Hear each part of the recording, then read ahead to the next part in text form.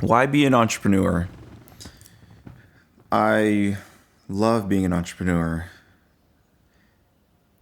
What's the alternative, right? There's, I guess, employer and then there's entrepreneur, but I know nothing else other than entrepreneurship. Why pursue that? I can think of a few reasons of why somebody would pursue entrepreneurship. Probably money, freedom, maybe necessity, scarcity, not knowing what else to do. Some people are just wired that way, some people aren't. Pursuing a passion, developing expertise, creativity, sort of this limitless self-discovery. I guess these are all things that come to mind. Financial freedom, maybe. I honestly don't think most entrepreneurs enter into entrepreneurship because of that. I don't know. Maybe there's a feeling of slavery, like being an employer is being a slave. Maybe there's a slavery around oneself or one's soul. They need to sort of break out of this. The entrepreneurship journey, as far as I can see, is one of the greatest ways to discover who you are and who you were created to be. And I truly believe that it transcends all those other things that I listed. That is, we're all intrinsically created to be somebody and live into our identity and who we are. And ultimately that we have a message and a mission to give to the world. And entrepreneurship is a fantastic vehicle to pursue if you want to have that voice or have that mission or have that calling of who you are, who you're created to be. As far as I'm concerned, it's the best thing. It's the best thing ever. However, I'm seeing and feeling very deeply the way we approach entrepreneurship. It's a mess. It's clouded. It's so foggy. If we want to think of this in different stages, we think of like maybe somebody who's going from an employer to an employee. I think of that person. So if that's you, then we'll touch on that. I also think of the entrepreneur who already knows how to do their own business and pursue some sort of self-funded endeavor. I think of that person, the sort of 0 to $1 million a year type person. I do think of as we go up and up the income ladder, I guess we can think of it this way. I think of the 5, 10, $30 million a year companies. I think of the publicly traded companies, $200, $300, $500 million a year, and then $1 billion and beyond, both private and public. I think as each of those buckets exist and people kind of flow into those buckets, I just am not sure if income is the thing that I don't think that's the escalation of what this entrepreneur journey is. I just don't think that's the case. When I speak with folks who have these publicly traded companies or are making tons and tons of money, it's very similar to, at least their words are very similar to the things that I hear from employers who want to sort of break into entrepreneurship. So it gives me a clue that there's something that goes deeper into the human soul or the person as they move through the entrepreneurship journey. I think that the main thing that gives voice to these different types of individuals is their depth of wisdom. I think the self-sustaining way of moving about the cabin of entrepreneurship is wisdom. And I don't necessarily think anymore it's information. Information seems to become commoditized now. I mean, there's courses, products, it's just kind of a flood of that stuff. However, wisdom seems to transcend this. So I guess let's speak to like the employer entrepreneur, the employer breaking into entrepreneurship. What are the fundamental things that person's thinking of? Maybe that's who you are. I guess it's always some practical or material opportunity, right? It's not so much I read an entrepreneurship book and I want to be an entrepreneur, although I have heard that. Somebody puts language to something you've been feeling for a very long time. I think that's very valid. I don't necessarily think it's that, though. I think it's being so dissatisfied with your current situation that you want to change who you are and what you're doing. I think it's something like that. To where if you're in a job and you're plugged into that, you're working 40 hours a week, okay, you're making money, you're paying your bills, etc., etc.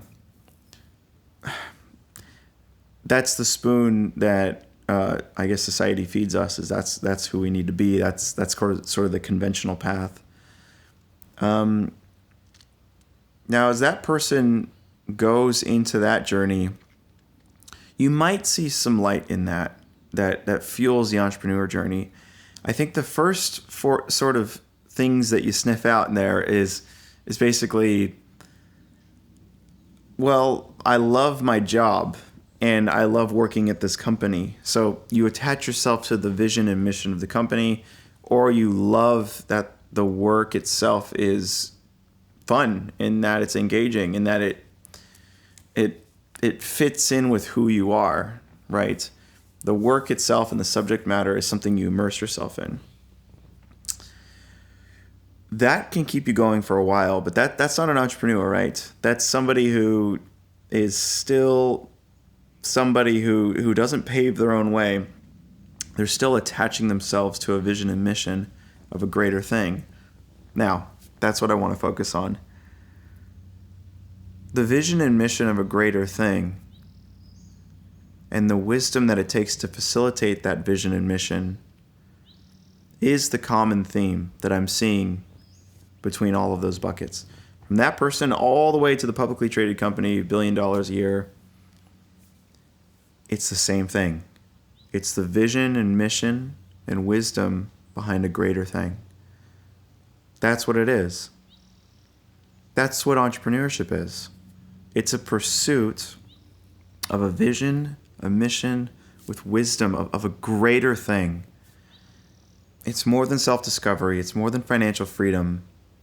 That stuff's a game, right? But seeing the clues of an employer attaching themselves to a corporate identity and finding themselves within it, those are the signs of a successful entrepreneur, that you're willing to do that. Because if you're there, the publicly traded company owner, if maybe that's you, you know this, you see it as the same thing. It's not just, I need to provide value for my shareholders. It's not just that. It's not for the employer. It's not just, I need to provide value for my employer. You're attaching yourself to some sort of vision and mission that you will live for, that you will die for.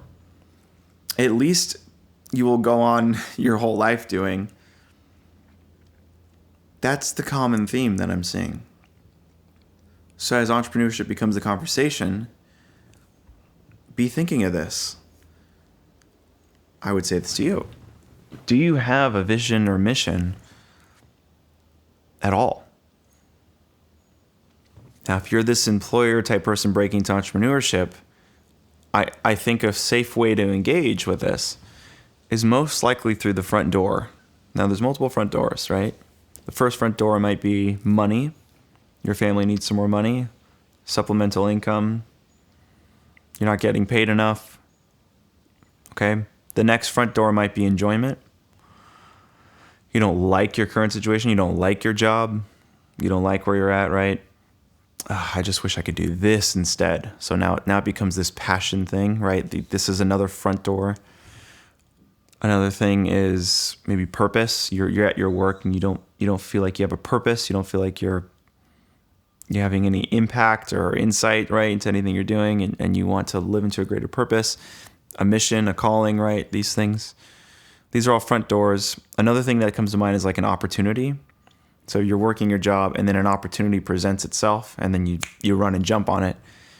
That comes to mind. These are all front doors, okay, into the entrepreneurship journey. Now follow me here because I'm going to go all the way up to the publicly traded companies as well.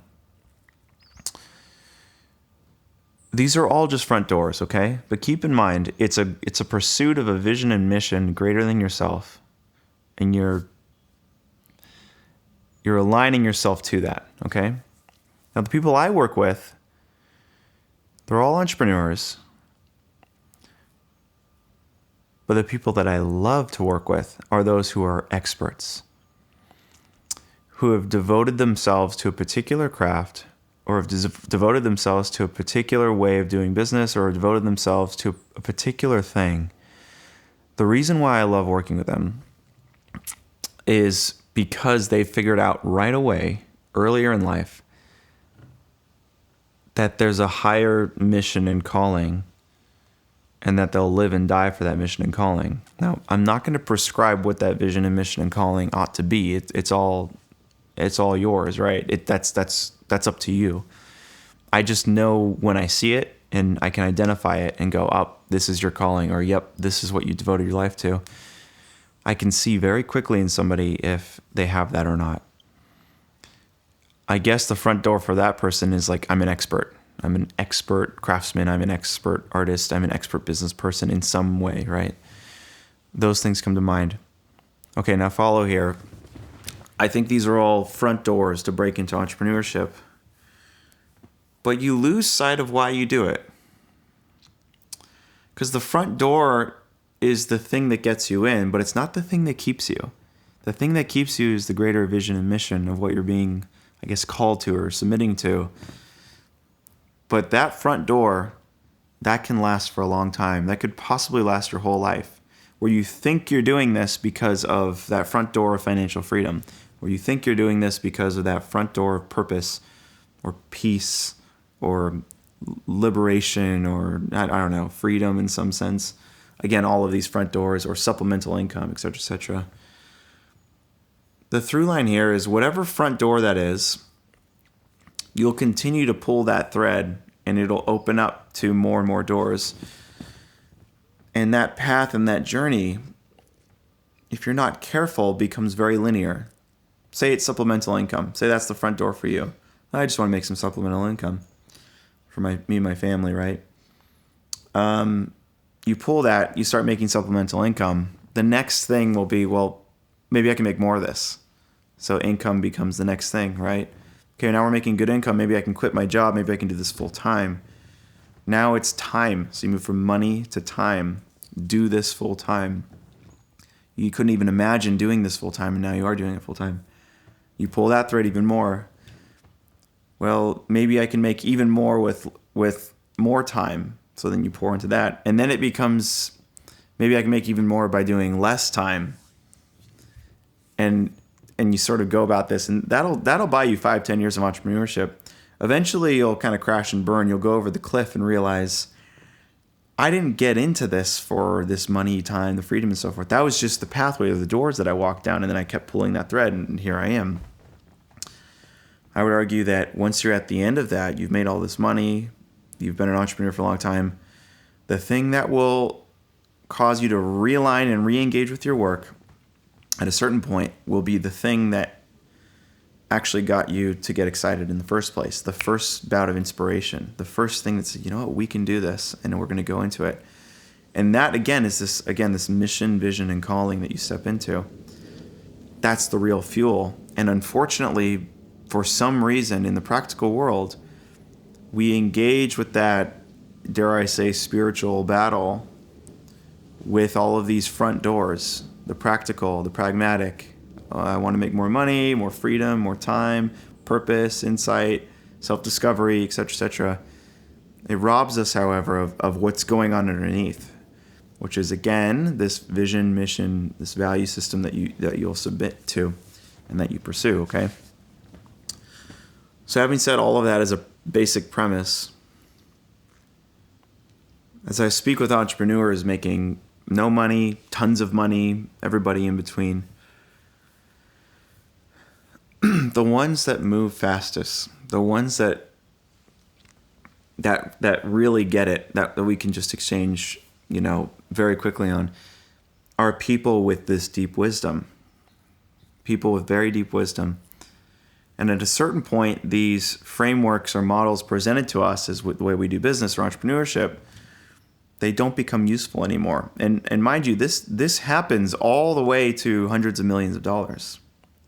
This seems to be true.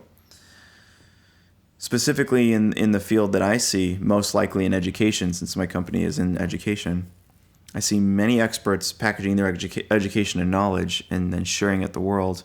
But what ends up happening is there's this dichotomy of, I'm an expert in this one thing, and yet I have moved through a framework of how to sell this education and expertise, and I've made so much money doing it that you don't really end up going deeper into the work that you started. You end up working on this thing that you've created.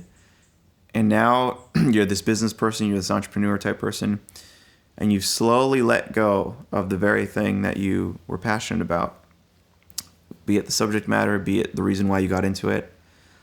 The business ends up becoming the thing that you're a slave to. I see no fundamental difference in my friends that get paid $400,000 a year at Google, that have bonuses and stock options, and their employers, their employees.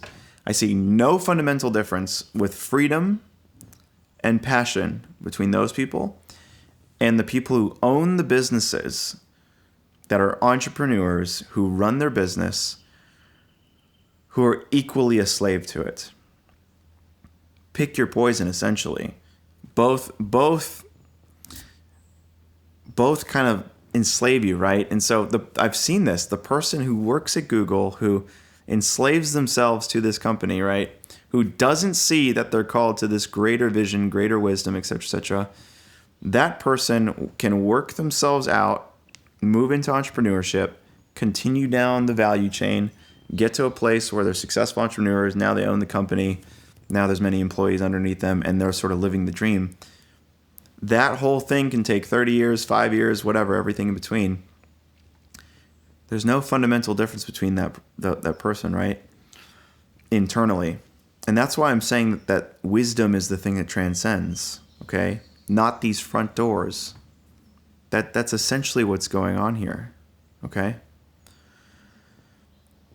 The entrepreneurs I speak to, when we get really deep into the work, we find that there are front doors for all these decisions they're making. Do I raise my price? How do I change this marketing campaign? What's our product offering? Do we rebrand? All of these questions, very valid questions. And I engage with all of them equally. It's wonderful. I do not pretend to have all the answers for them, but I absolutely have confidence that I can help them see the wisdom underneath their decision making in order for them to make not only one, the correct practical decision, but two, to re-engage with their vision, mission, and value of who they are, the thing that they set out to do, subconsciously or consciously. I can see that in people, in all of my clients, all the people I interact with. I'm getting them to re-engage with that. I find this very difficult, and I'm very sympathetic to the entrepreneurs I speak with. I find it very difficult for them to navigate these spaces. Most likely, in my judgment, it's because of this. I have my work life, and then I have my personal life. This split and this struggle and this dichotomy that everybody experiences to some degree is the core of the struggle with an entrepreneur, of why we do this, of why we lose sight of why we're doing this. Because energetically, we feel like they need to be compartmentalized for whatever reason. Your work, you optimize this to ultimate enjoyment, freedom, money, blah, blah, blah, blah, blah, blah, blah. And then it pours into your life, and then you optimize your life, and right? And then round and round you go. And so, well, I want better work-life balance, so I'm going to merge the two a little bit. I'm going to find work that I would be more passionate about. I just love this subject matter, so I'm going to align my work to it. So now my work and life is the same. However, the systems and your day-to-day and everything, it's still compartmentalized. You have your work life, your life, your personal life, right? This split here is what causes experts who have deep wisdom to go freaking crazy. Absolutely crazy. It gives them a lack of peace. It doesn't allow them to be zen throughout their day. It doesn't actually allow them to enjoy their work or enjoy who they are or the entrepreneurship journey. It just doesn't.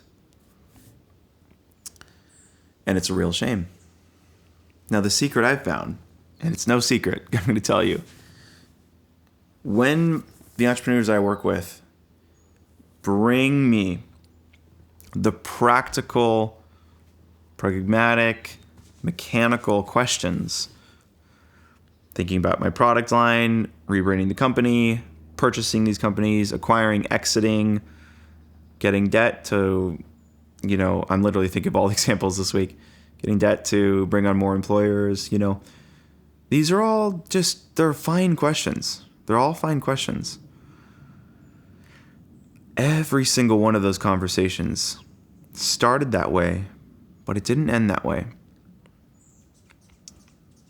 It always ended with asking questions. Why are you doing this? Me seeing something in them that they don't see in themselves, getting them to see it,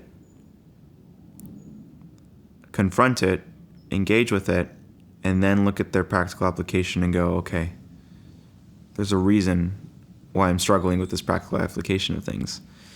And again, it comes down to this work-life thing. When people engage with me, they want to bring their work person to the conversation. But I see and understand and feel very deeply that their work is a problem because of their personal life. Or they're not aligned to their vision, mission, values that they've set out to achieve, okay? Once people see this, however, things move very quickly on the entrepreneurship journey, okay? That's why I love entrepreneurship, is because it is, I guess, in a sense, a map or a game board or some sort of external, playing field here that you can navigate. And the best entrepreneurs that I've found love it because in that pursuit, they find themselves. In that pursuit, they see that money isn't everything. In that pursuit, they see that, even freedom isn't everything or anything like this. It's in that pursuit. There's always been a pursuit of identity. There's a pursuit of why I'm doing this. There's a pursuit of who I am, of what I'm getting from this. And it's this pursuit of vision, mission, values, etc., right? It's a wonderful playing field to uncover those things. However, it's become increasingly difficult to live into your entrepreneurship journey. And I would argue it's because of this cesspool of information on the internet. It's absolutely disheartening, to say the least. Have you noticed this about the internet and online?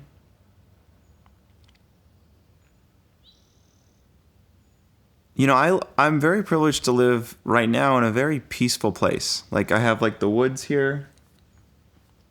Can like hear the wind in the trees. I can see the ocean all throughout here, and I'm always barefoot. It's very peaceful. And I'm very in tune with where is their peace and then where is their chaos. This is peace.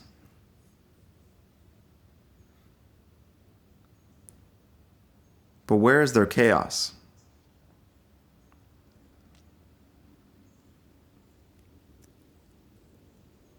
Most likely, the most chaotic part of my existence and where I feel the most chaos and lack of peace and complexity is the internet.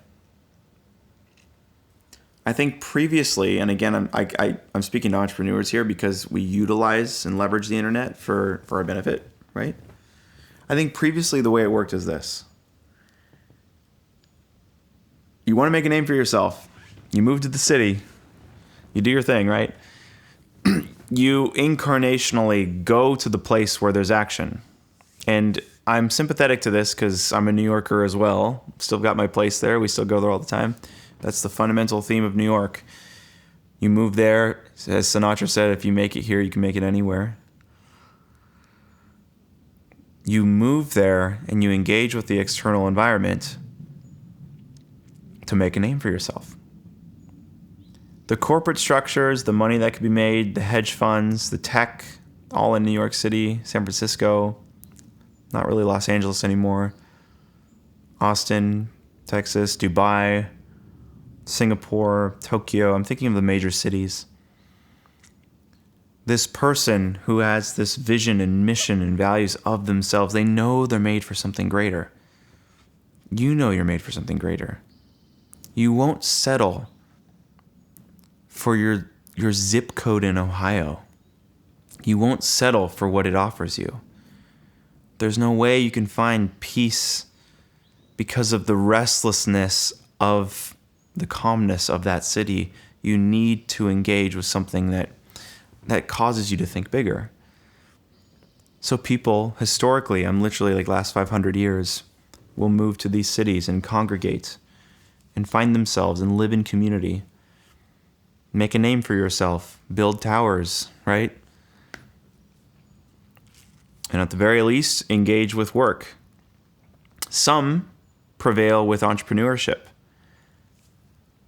Most beautifully, some prevail with artistry. They engage in theater, writing. They get patrons to help them. They get to live in this expensive city. They get to do what they do, right? All of these things are wonderful. It's all fine.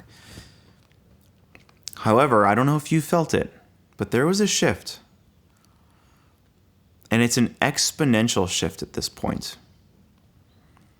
A shift in how commerce is done, and a shift in how communities are built, and a shift in how our identities are being formed. COVID perpetuated this. The age of information, I've spoke about this before, the age of information has come and gone. We think we're in it with AI, like, we haven't even seen the beginning of this sort of corporate mind of the internet and us accessing it. No, it's come and gone. What AI is actually the attempt at the pursuit of wisdom. The information technology age is come and gone.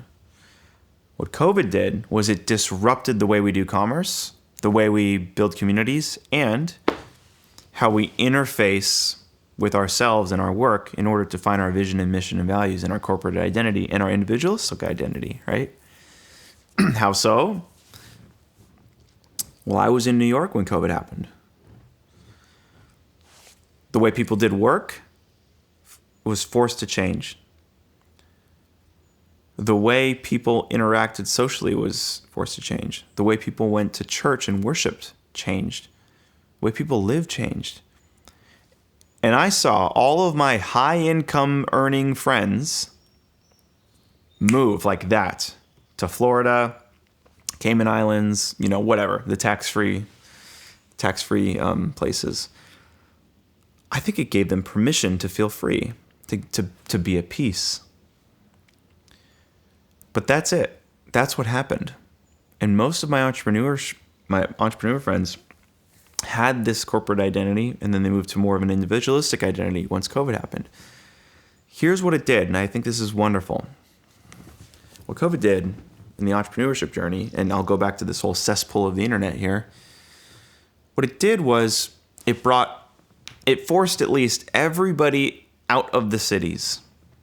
It took people in New York City, Los Angeles, San Francisco.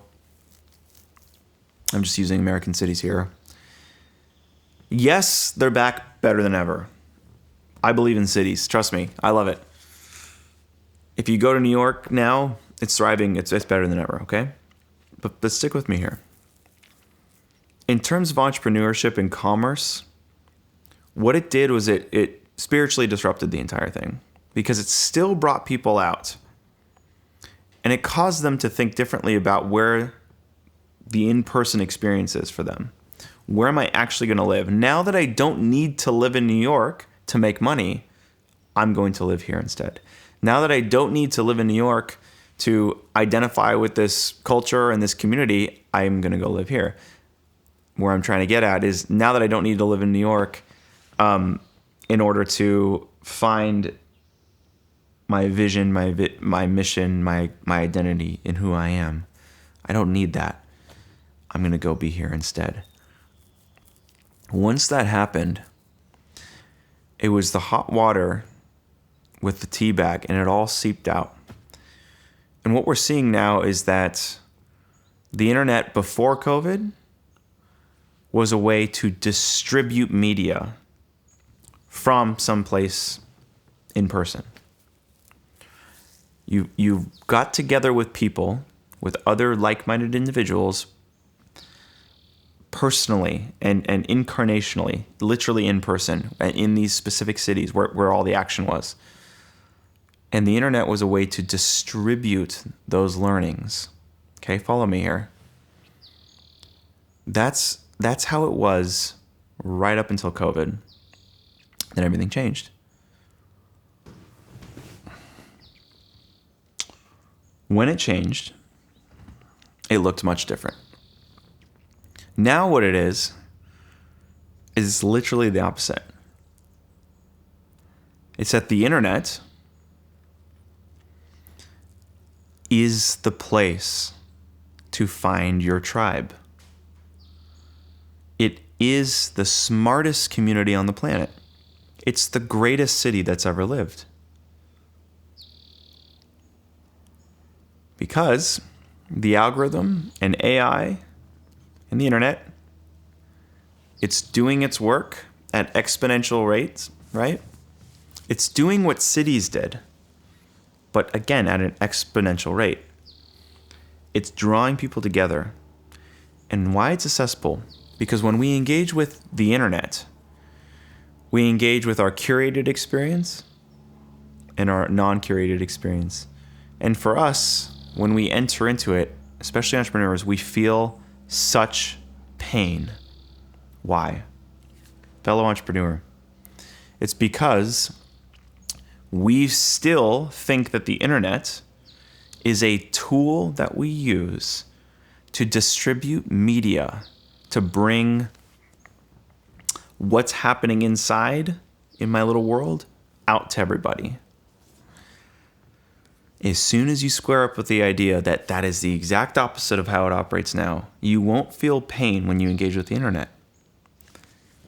That is, as soon as you see the internet this way, you'll experience peace, which is live where you want to live. Do what you want to do. Work on whatever you want to work on.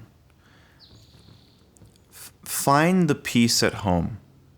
And by at home, I mean in your soul, in your spirit, in the things you do, in the place that you live. Do not find your identity and your action and all that stuff where you live anymore. You don't need to do that. You can find peace right where you are. That's your sacred space. Develop that, curate that, build that for yourself. Be liberated of the myth that you need to engage literally in a certain context in order for all of your entire identity, your entire community, your entire way of living through life, the entire way of commerce. You can get rid of that idea. We have the internet now. Okay? Find the peace that you're looking for internally and literally where you are, incarnationally, as I like to say. Now, what does the internet do for us? Before COVID, you live offline and you push things online, it's flipped. You find people online and you bring them offline. But right now, everybody still thinks that the internet is a media distribution to take what you're doing offline and put it online. And what do we experience? A cesspool, because of that fundamental way of thinking about entrepreneurship. Because everybody on the internet is trying to push. Here's what I want you to believe. Here's what I want you to buy. Here's what I'm trying to sell you. Here's some ideas I want you to understand. Here's my world. I'm going to distribute it out to you. I don't want any connection with you. I just want my own little world, and I'm going to push it out to serve me. That's the anger and the cesspool that you feel. When you have your peace at home, when you have peace internally, but you open up your laptop, or you pay that invoice, or you go on social media, or you engage in an online community, or you live on a platform, or you go on YouTube, watch your body feel tension. Because what you're entering into is a city that is pushing something on you that hasn't yet squared up to the idea that the internet is supposed to bring people together, not to live your own life and to distribute something to the masses. What I believe we'll see, if everybody squares up to this idea, is that the internet is not a tool to be used to distribute. It is not a tool to get the message out there. It is not a tool to sell. It is not a tool to broadcast your crap.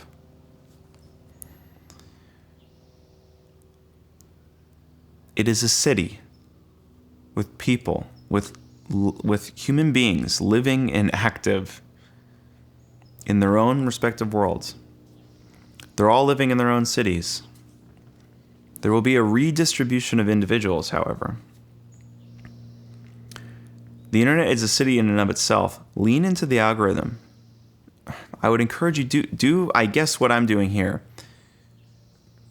I wouldn't say sharing authentically does it justice. It's a fundamental belief of how you engage with the tool. You need to fundamentally believe that the way that you find your people, your tribe, your commerce, any of this, it doesn't happen in real life. The internet can help find those people for you. And the fundamental goal is once you meet those individuals and you have that collective group of people, you bring them offline as fast as possible. In the very literal sense, you could live in the same city. In more practical sense, you could work together. You could meet up, have quarterly events. You can bring people in, okay? In my world, in the entrepreneurs I'm speaking to, they're selling free courses, $29 courses, $200 courses, $5,000 courses, online coaching, there's calls, there's community, I'm seeing all of that but add a few zeros to get rid of it and meet up in person one time. I'm seeing that as the model or the thing that's working. Not because people like being in person or they get more of you or anything like this. It's because, again, energetically, we are all meant to be in community with one another. And the internet is the greatest city. We engage with it, we find our people, and we bring them offline. That's where the real work happens. So now, once you're together, you can move quickly. It's actually more leveraged. Whereas before, you move to a great city, you don't know who everybody is, you make a name for yourself, it's this massive competition. I don't know if I'm going to get the role. I don't know if I'm going to make this company. That's what the internet feels like now. Is you engage with it and go, there's so much of it. It's just Times Square on your screen. This person's trying to sell me a course. This person's trying to market me. And it's just this cesspool of lack of peace, of chaos, of complexity. It's a city, is what it is. Those who made a name for themselves in real cities are those who couldn't pay their rent, saw that everybody else was better than them, and had to dig deep down inside and go, am I going to move back home or am I going to stay here? And from that place, you create the best art. That's where the inspiration, that's where the intuition, that's where the vision, that's where the mission comes from. That's the spark that happens in your, again, physical representation of this, in your one-bedroom apartment that you can't afford in this great city, moving there to big name with all the competition, the cesspool, right? You either can survive or it'll spit you out. Those who survive are those who are in that place to go, am I going to do this or not? At that point, there's no front door, there's no framework, there's no anything. You only have yourself, your vision, your mission, your intuition, the reason why you did it in the first place, that comes out. And the city forced you into inspiration. And then boom, you explode. You get the role, you get the job, you start the company, boom, boom, boom, boom, boom, boom, right? It comes from that inspiration. Placing yourself in the city brought you to that place of inspiration, which brought you to success. Same thing, but on the internet. You engage with it. You're a real person. You're used to interacting in real life. This is new for you. You see lights. Everything's blinking at you, honking at you. That's the internet right now for most entrepreneurs, for anybody. So you engage with it, but it's much more powerful now. Because the Times Square of the literal Times Square, it's still wildly controllable than it is on the internet. Because the internet, it's smarter than you. The AI is powerful. Technology is powerful. I don't have to even go on and on about this. It's enticing. It does positive and negative depending on how you use it. I would say a net negative right now. But if you engage with the cesspool and realize, okay, everybody here is making noise. I can't use this as a tool to make more noise. It's just Times Square. Whoever can buy the biggest billboard and make the biggest income claims wins. Ridiculous. Not true. You engage with the internet as a city. You open yourself up to the people that want to hear you. You communicate your message. You keep your physical self and your spiritual self, whatever it may be, and like your literal environment safe and sane. You do not use the internet as a means of distribution. You find it as a city, a way to make a name for oneself, maybe. The way you do that is through people. As you broadcast your message, as we transition over from the age of information into the age of wisdom, be open to the fact that your greatest communities, that your deepest friends, the people who get you, the people who you'll make billions of dollars with, for some of you, will be found on the internet. When you create a space for those individuals to come together on the internet, magic happens. When you see it on the internet in communities and conversations, you bring it offline and you get together. What it will do is it'll redistribute all the cities and people. It'll reorganize and rearrange everybody. And I've seen it firsthand. I think in its best sense, 500 years from now, we'll have brand new cities. Cities that bring together the best people with the greatest mission, the greatest values. And we'll have the internet to thank. Right now, though, it's a cesspool. But it doesn't have to be. I'd encourage you to engage with it as not a way to distribute media. But be open to finding your best friends on it. Bring them into a place where you can have conversations. Go deep. And then get together in person. Move it offline. Create your own city. This is how entrepreneurship and commerce, I believe, is being done now and will be done in the future. COVID absolutely expedited this entire thing. But this is how it's going to be done. Now, when we think about why we do this, entrepreneurship, what's the vision? What's the motivation? What's the driving factor? We have to be careful because the internet blinds us. We have two forms of leverage. Okay? The first form of leverage is our wisdom, our experience, what happens in real life, in person, the work outside of the work, who we are, our incredible makeup of who we are, right? I can go on and on about this. There's leverage there.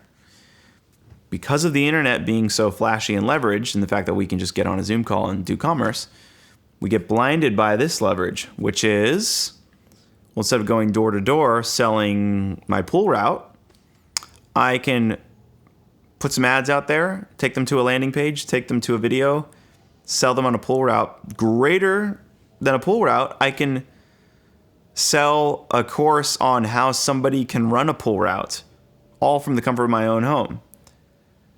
Crazy amounts of leverage. Insane amounts of leverage. It's infinite scale. Okay? I love it. But the people with wisdom, the entrepreneurs with real expertise, with 25 years experience in a particular field,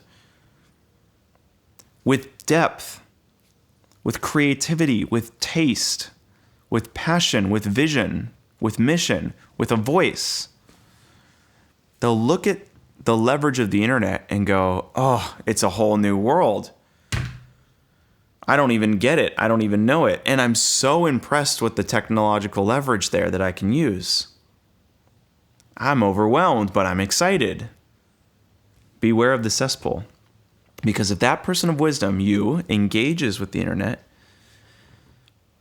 you'll be bombarded with all the sort of new school ways of thinking about leverage and technology and courses and scalability and the way of doing commerce, et cetera, beware of that. What I would encourage you to do instead is not utilize the leverage of the internet as a tool to run your business. Not just that, but utilize your first point of leverage, which is how you did business in real life, how you broke into entrepreneurship when you were a kid. Your experience, your wisdom, your source of power, your unique makeup of who you are, that's the ultimate leverage. And I find that somebody of incredible character and depth and experience in something like that, as they move into the leverage with the technology, the reason why it's difficult is not because you're not tech savvy. It's because you have so much depth of experience and wisdom that this leverage with technology is exciting, but it cannot hold all your depth and your wisdom and your experience. So you actually feel lost. And I sympathize with that for sure. But that's what's going on there. I would lean deeper into the depth, okay? And then as you engage with the technology and find leverage there, that is, there are leveraged ways to market, there are leveraged ways to sell, and there are leveraged ways to fulfill on the promise that you make for people. The leverage with the marketing is paid advertising, organic content. You guys know all this. The leverage with the selling is sales page, landing pages, sales calls, group Zoom calls, et cetera, et cetera. The leverage with the fulfillment, you guys know this. Whether it's an educational course that's fixed in time, you just pump people into it, transformation happens. It's group Zoom calls. It's, I don't know, you name it.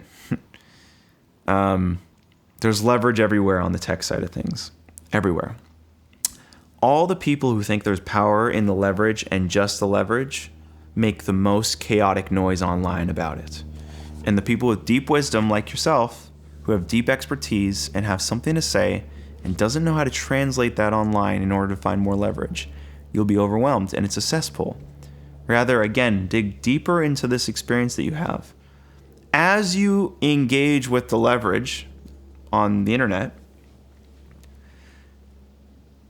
at least approach it as this is a fundamental city that I need to be living into that will bring me my people, and I'm going to bring them offline. And you can charge so much money for doing something like that, okay? As you engage with the leverage of marketing, selling, fulfilling online, beware of people whose thing that they sell is how they marketed, sold, and fulfilled to you. Beware of those people. It's the cesspool. Now, if you're just getting started, you have no depth, you have no wisdom, then engage with that stuff. But if you have deep experience and deep wisdom, disengage. The internet is not a scary place. You can lean into it. Find your people. Bring your actual deep expertise to the internet, not as a way to distribute, but to exist and be open to the fact that people, the algorithm can do its work. It'll bring the right people to you. Be open to bringing them in. Just have a digital container where they can all come to you. Bring them into an online community. I hate online communities, frankly. But bring them to a place where you're all chatting. You're meeting. You're doing business together. You know how to do this, right? COVID expedited how to do work. We can buy and exchange things and goods and services through Stripe, and we can fulfill with Zoom calls. It's super easy, right? You know how to do that. Once you find that, go deeper and bring them offline. And go closer. And be thankful to God that the internet is the greatest city that's ever lived. And that you would have never, it would have taken you 1,000 years to meet this person who's at your house right now. It would have taken you 2,000 years to find these 15 people who are all creating tremendous amount of GDP value in the marketplace because of the curation and curiosity of the internet that you've pursued. Ease into the internet with caution, but also with optimism.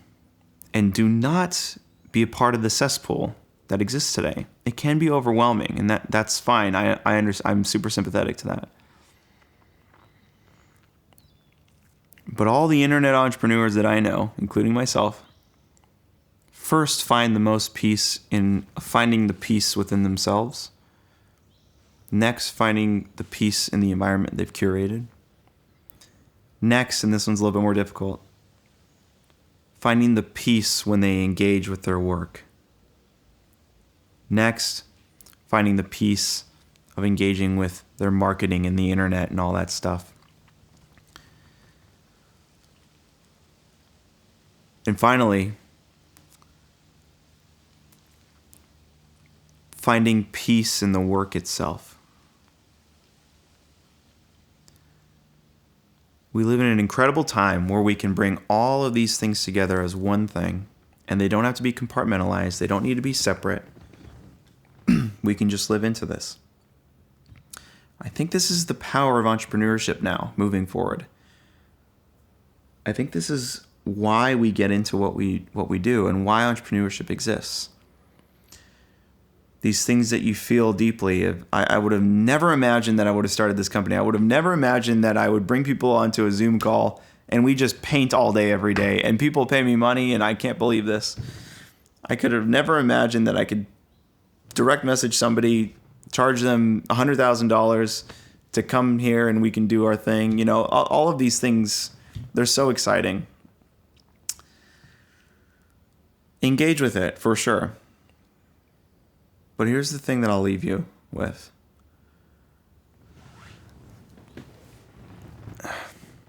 This will only resonate with somebody of some depth and wisdom, I think.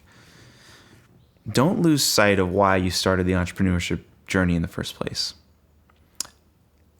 It wasn't for freedom. It wasn't for money. It wasn't for time. It wasn't for passion. It wasn't for enjoyment. Let's be honest. You're created for something more. You have a vision, a mission, a value system where you're in that one-bedroom apartment and you can't afford next month's rent and you have to make a name for yourself. And that spark of inspiration that happens in that magical moment is the reason why you started the entrepreneurship journey. And that fuel will last a lifetime. You know what that fuel is for yourself. Don't lose sight of what that fuel is. Whether I'm talking to you and you have a $1 billion company that's publicly traded, or you're somebody who just wants to supplement their income through entrepreneurship. All of those buckets that I've seen, everybody in between that I speak to and I work with, it's that spark, that inspiration, the why, the reason why they got it done in the first place, why they pursued that in the first place. It's always a greater vision, a greater mission, a greater value system that you either subconsciously or consciously submit yourself to. That's the driving power and that's the force. Tap into that. That's why you became an entrepreneur. That's why you're continuing on your journey. And when things get really hard and the frameworks don't work anymore and the profit margins go from 40% to 18%, and when courses aren't working anymore and now masterminds aren't working and and I see this competition making this much money and me making this much money and should I rebrand and but what about this? And when all these things come right in front of your face, that's you in your one-bedroom apartment going, why did I do this? Am I going to shut this down or am I going to make this happen? Some people aren't cut out for it. Some people move back to Ohio. But that's not an entrepreneur. The entrepreneur does not move back to Ohio. They make it happen. In that state of inspiration, why am I doing this? Am I going to do this or not? That why is your fuel. If you don't know what that is, shame on you, because you won't make enough. You won't make nearly as much money as you think you can.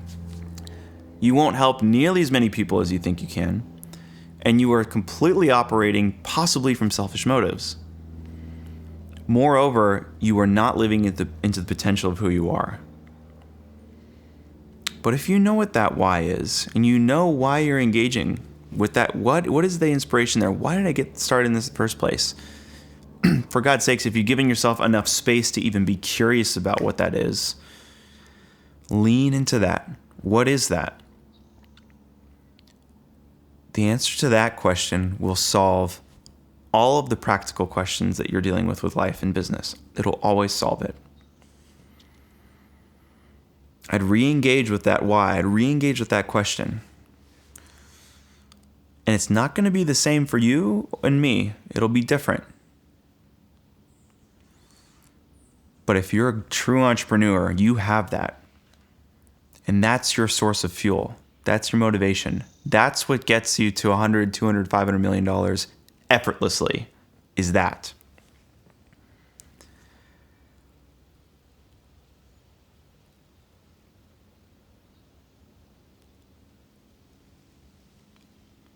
Enjoy the silence. Enjoy the peace.